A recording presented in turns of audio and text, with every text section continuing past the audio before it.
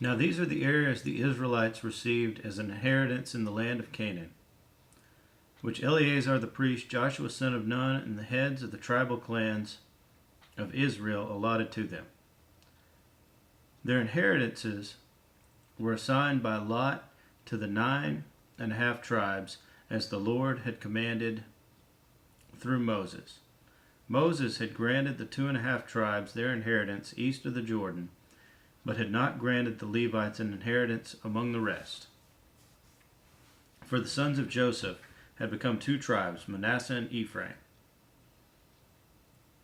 The Levites received no share of the land, but only towns to live in, with pasture lands for their flocks and herds.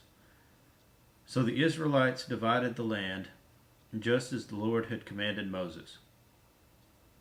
Now the men of Judah approached Joshua at Gilgal, and Caleb son of Jephunneh, and the Kenizzite, said to him, "You know what the Lord said to Moses, the man of God, at Kadesh Barnea, about you and me.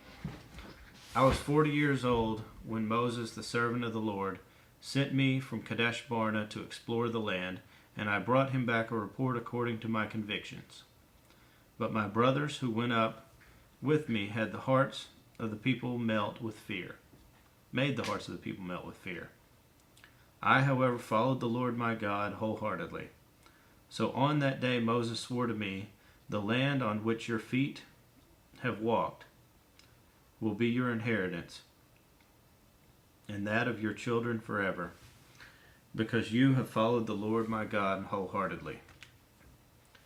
Now then, just as the Lord promised, he has kept me alive for 45 years, since the time he said this to Moses, while Israel moved about in the desert.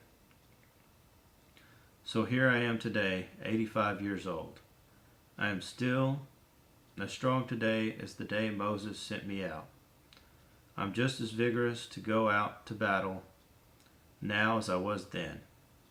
Now give me this hill country that the Lord promised me that day.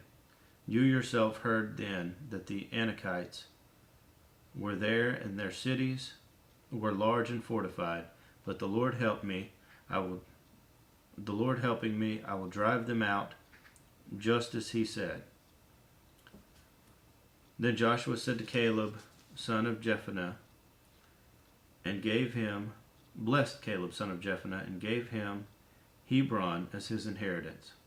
So Hebron has belonged to Caleb, son of Jephunneh the Kenizzite, ever since, because he followed the Lord, the God of Israel, wholeheartedly.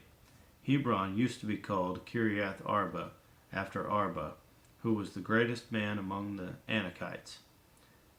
Then the land had rest from war.